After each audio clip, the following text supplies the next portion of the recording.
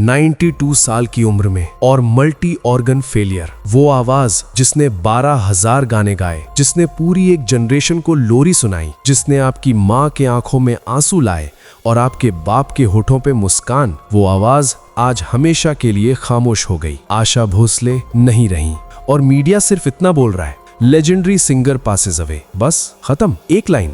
लेकिन क्या सच में इतना ही था? क्या एक ऐसी औरत की कहानी जिसने अपनी पूरी जिंदगी लड़ाई में गुजारी सिर्फ एक हेडलाइन की हकदार थी? आज इस वीडियो में वो सच सामने आएगा जो मीडिया ने छुपाया। वो 48 घंटे जो किसी को ठीक से नहीं बताए गए। वो आखिरी लम्हे जो सिर्फ आईसीयू की 4 दीवारों ने देखे। वो दर्द जो एक 92 साल की औरत ने अकेले झेला। लेकिन इससे भी बड़ा सवाल यह है, आशा जी को हॉस्पिटल एडमिट किया गया एक्सट्रीम एग्जॉशन की वजह से। सोचिए, 92 साल की उम्र में एग्जॉशन इतनी एक्सट्रीम कैसे हो गई कि सीधा आईसीयू? क्या सिर्फ थकान थी या अंदर ही अंदर कुछ और चल रहा था जो हमें नहीं बताया गया? और एक और बात, उनकी बहन लता मंगेशकर भी 92 साल में गई थी, वो भी मुंबई में, वो भी हॉस्पिटल में।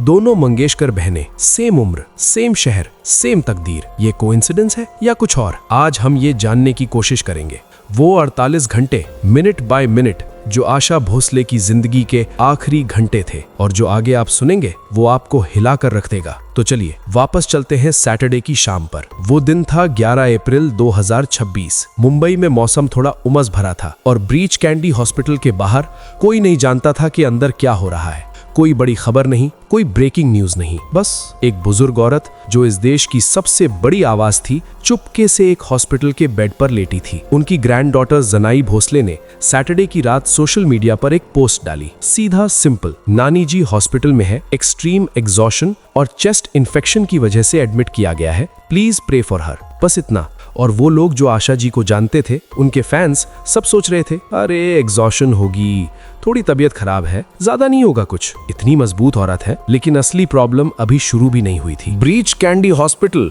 ये वही हॉस्पिटल है जो मुंबई के अमीर और मशहूर लोग चूज करते हैं। साउथ मुंबई में है, बड़े बड़े लोग यहाँ आते हैं। लेकिन यहाँ दाखिल होना ही अपने आप में एक सिग्नल होता है कि मामला सीरियस है। और आशा जी का मामला सीरियस था, बहुत ज्यादा सीरियस। इंडस्ट्री इनसाइडर्स का कहना है कि सैटरडे रात तक ही उनकी हालत काफी बिगड़ चुकी थी।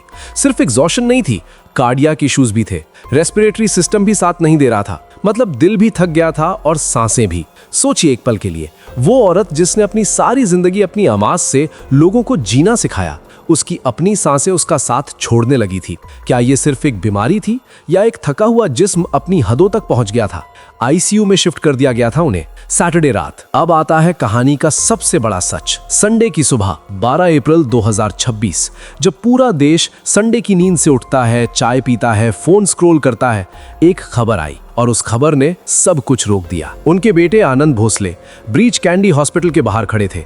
रिपोर्टर्स उन्हें घेर रहे थे, कैमरास उनके चेहरे पर थे, और आनंद भोसले ने जो कहा वो सिर्फ 3 अल्फाज थे, शी पास्ड अवे टुडे। 3 अल्फाज और पूरी एक जनरेशन का बचपन खत्म हो गया। जी हाँ, आपने बिल्कुल सही सुना, आशा भोसले इस दुनिया में नहीं रही। लेकिन मौत की वजह क्या थी? एग्जॉशन और चेस्ट इन्फेक्शन, ये तो सैटरडे को बता दिया गया था।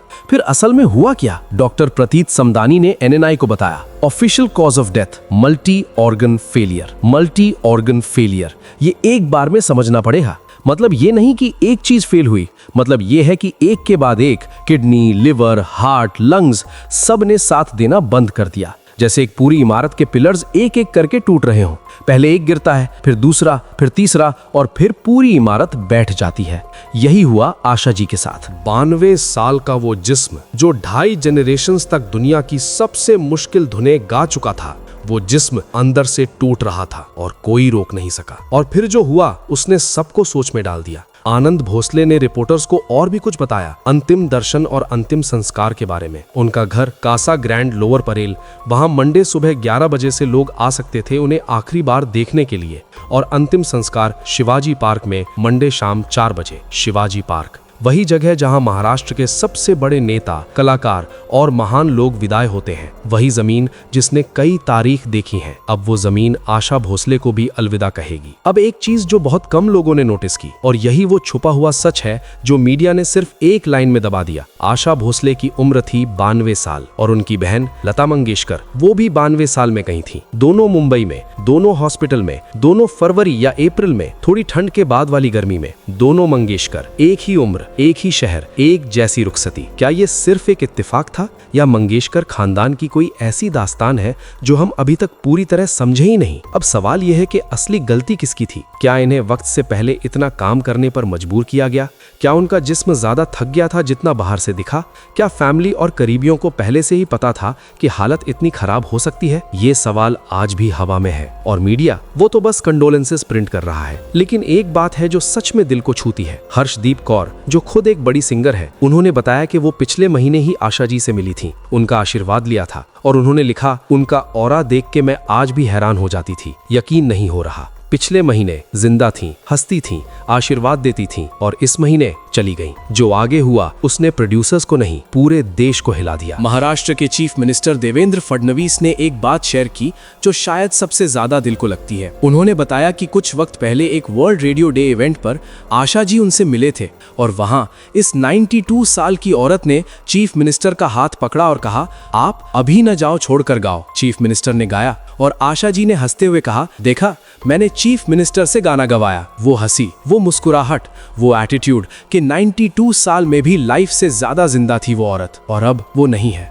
उन्हें नहीं पता था कि वही वक्त, वही हंसी एक दिन इस देश की एक आखिरी याद बन जाएगी। आशा जी का जिस्म थक गया, मल्टी ऑर्गन फेलियर ने उन्हें हम सब से दूर कर दिया, लेकिन जो उन्होंने छोड़ा है 12,000 गाने, 20 से ज्यादा जुबानों में 8 दहाइयों की मेहनत, वो खत्म नहीं होती। और अब हम जानते हैं कि ये सिर्फ शुरुआत थी उनकी कहानी की, क्योंकि आशा भोसले की जिंदगी सिर्फ आखिरी 48 घंटों की कहानी नहीं थी। उनकी पूरी जिंदगी एक ऐसी कहानी थी जिसमें डर था, दर्द था, लड़ाई थी और हार ना मानने का जज्बा था। वो कहानी अभी बाकी है। 1933 संगली, महाराष्ट्र, एक छोटे से घर में एक बच्ची पैदा हुई जिसके बारे में किसी ने नहीं सोचा था कि ये दुनिया की सबसे वर्सेटाइल आवाज बनेगी। नाम रखा गया आशा। उनके पिता थे पंडित दीनानाथ मंगेशकर, क्लासिकल म्यूजिक के सच्चे आशिक। घर में सुर थी, ताल थी, संगीत थी और 5 बच्चे थे जिसमें एक थी लता और एक थी आशा। लेकिन किस्मत ने पहला धक्का तब दिया जब आशा सिर्फ 9 साल की थी। पिता चले गए अचानक और घर की नींव हिल गई। एक 9 साल की बच्ची जिसके कंधे पर अभी खिलौने होने चाहिए थे, उस बच्ची ने समझ लिया कि अब जिंदगी आसान नहीं होगी।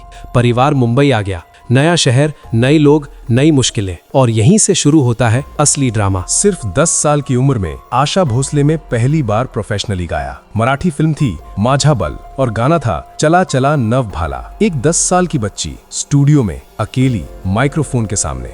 क्या आप सोच सकते हैं 1948 में जब वो सिर्फ 15 साल की थी, हिंदी सिनेमा में पहला गाना आया। फिल्म थी चुनरिया, गाना था सावन आया और फिर रुकना नहीं था। लेकिन एक बात समझो, आशा जी की राह आसान नहीं थी। बड़ी बहन लता मंगेशकर वो पहले से ही आसमान पर थीं। इंडस्ट्री में लता जी का नाम था, लता जी का सिक्का चलता था। छोटी बहन आशा वो हमेशा दूसरे नंबर पर दिखी लोगों को, लेकिन आशा भोसले ने वो किया जो कोई नहीं कर सका। उन्होंने अपना अलग रास्ता बनाया।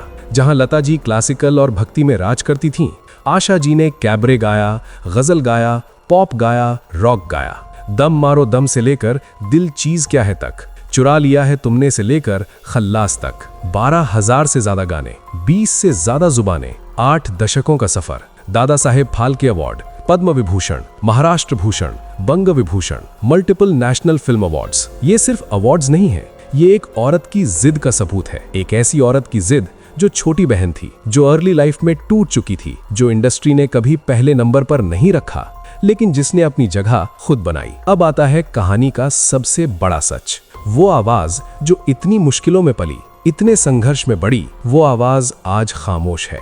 और जो लोग उस आवाज को जानते हैं, जो लोग उस आवाज से बड़े हुए हैं, उनका दर्द आज लफ्जों में नहीं आता।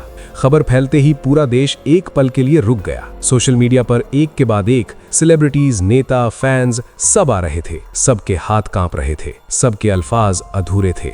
शंकर महादेवन जो खुद एक बड़े म्यूजिशियन है, उन्होंने पीटीआई से कहा, मैं उन्हें मां सरस्वती की तरह देखता था। आज हर हिंदुस्तानी का दिल टूटा है। उनका संगीत तब तक जिंदा रहेगा जब तक इंसानियत है। ये सिर्फ एक ट्रिब्यूट नहीं था, ये एक म्यूजिशियन का अपनी गुरु के लिए रोना था। अक्षय कुमार ने लिखा, उनकी सुरीली आवाज हमेशा हमेशा के लिए अमर रहेगी। रवीना टंडन ने जो लिखा वो पढ़ के आंखें भर आईं लोगों की। Nobody like her, the greatest era of music ends here. और हर्षदीप कौर जो पिछले महीने ही उनसे मिली थीं, उनका आशीर्वाद लिया था, उन्होंने लिखा, यकीन नहीं हो रहा, वो एक इंस्टीट्यूशन थी। सीएम देवेंद्र फडणवीस ने वो पर्सनल वाकया शेयर किया जब आशा जी ने उनसे वर्ल्ड रेडियो डे पर अभी ना जाओ छोड़कर गवाया था, और फिर हंसते हुए बोली थी, देखा मैंने चीफ मिनिस्टर से गाना गवाया। वो हंसी आज भी कानों में गूंज रही है।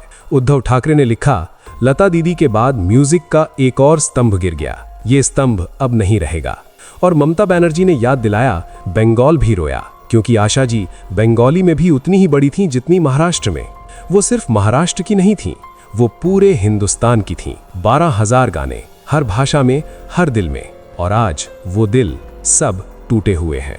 दोस्तों, ये तो हो गई आशा की कहानी, मगर क्या आपको ये पता है, हिना खान को कैंसर का 4th स्टेज हो गया है, और हो सके तो शायद हिना खान अब कुछ ही दिनों की मेहमान बची है। अगर आपको वो वाला वीडियो देखना है तो वीडियो स्क्रीन पर आ रहा है, क्लिक करके जरूर देखिएगा।